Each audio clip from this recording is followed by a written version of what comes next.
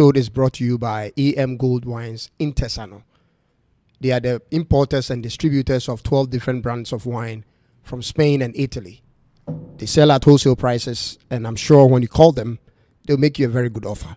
Welcome back, ladies and gentlemen, to Tuntum Network. Again, I'm Cyrus. In this episode, I want us to take a look at the BRICS nation. Yes, that new powerhouse that is coming out.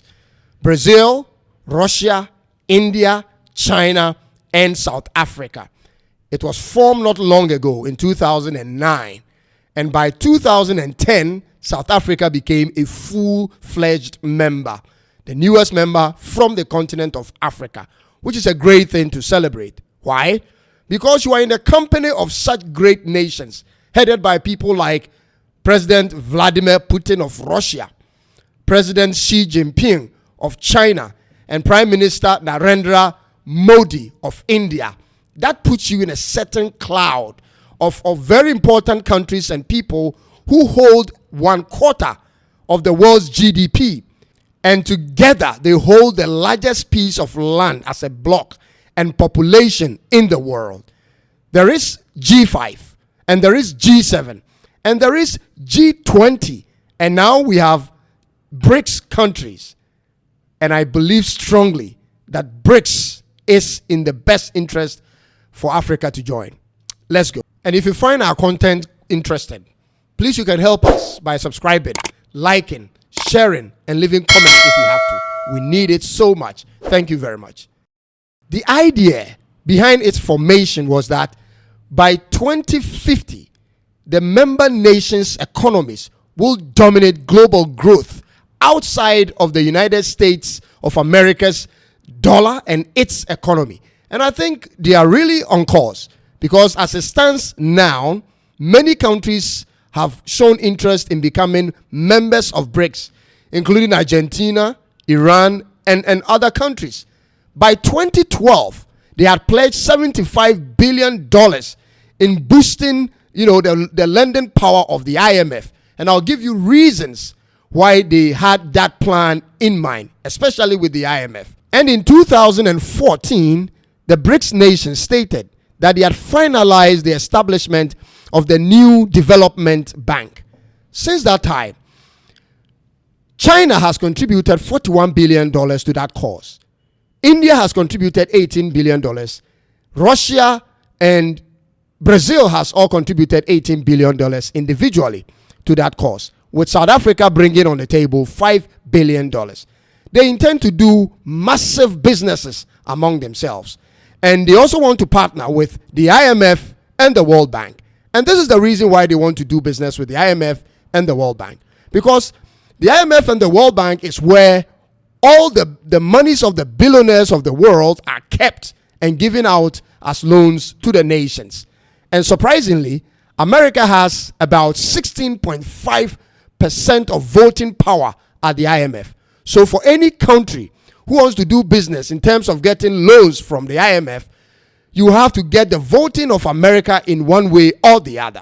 America alone has 16.5%, whereas the rest of the nations are managing around 4%, 3% here, 2% there. This is the reality and the reasons why the BRICS nations want to do business with the IMF and the World Bank and also be able to determine who gets how much and at what percent of interest. You get it.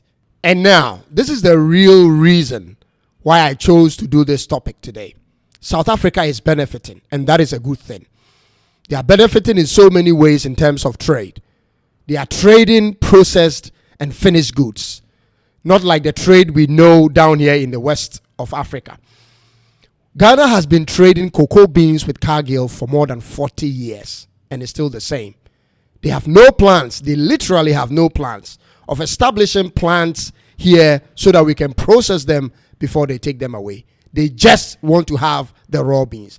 There should be no condition where raw beans leaves Ghana to any part of the world. Look at the jobs we are losing as a nation and the value added revenue that we are losing. All these are going. We make just a little fraction of the global value of cocoa and chocolate. This is where we are heading towards. South Africa today is very, very competitive because they have been put on another pedestal, on a level playing field, where no single country feels it's the boss and should control everything around. Look at their malls all over in Ghana, ShopRite and Co. Look at their packaging, look at their branding. They are expanding and they are going with finished products. Meanwhile, down here in Ghana, we are still doing timber and raw cocoa beans, and we are losing all that added revenue that should have come with it. So what am I proposing here?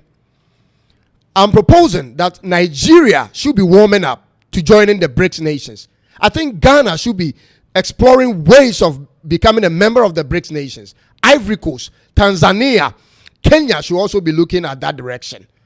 We need a new way of doing business, because we have been doing business with the West for centuries and we are still poor.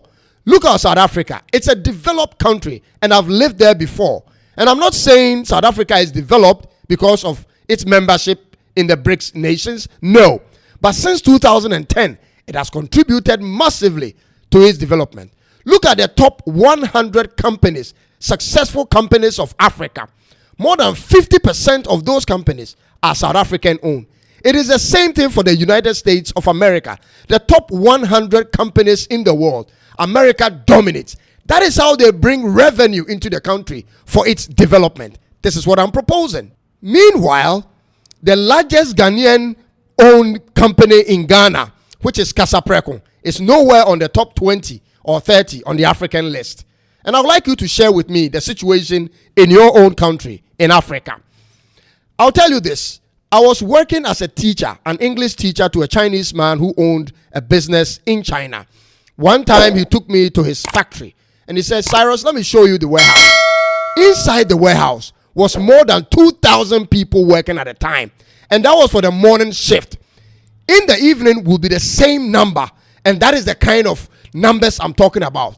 Factories in Africa that can take minimum 5,000 at a time. And the reason is simple. Our population is exploding and we need critical solutions to our problems. Did you know that the moment you become a member of the BRICS nations, instantly you are connected to more than 3.2 billion population? That is almost half of the world's total population. And if your goods and services can penetrate this market, you are making a lot of revenue for your nation's development. Africa needs drastic moves in the way forward, or else we will die in our plight. The key question to ask at this point is this: how does a nation become a member of the BRICS country? I was doing my research and it's not a clear-cut question and answer thing, but this is what I discovered. You must first be a developed country or a newly industrialized nation. You must have some clout in international politics or have some influence in international politics. And you must have an economy which is fast growing. Some were suggesting that you must be a member of the G20, and certainly you have to have the backing of the existing members of BRICS nations. But if these are the requirements, then Africa, we should be working hard towards attaining these qualities in order to play in that field. Ghana has a few of these qualities going for her, but we are certainly not developed yet and not industrialized yet, and we are not a member of the G20. But that shouldn't stop any African country from aspiring on playing on that level field. Nigeria, Tanzania, Ivory Coast, Uganda, Kenya, every one of these countries are a potential of getting to that level. And that is what I'm encouraging the rest of Africa should do. This is where we should be heading towards and not where we are at the moment. Take a look at these BRICS member nations and tell me if this is not what you wish for your own country in Africa to become. Take a look at these.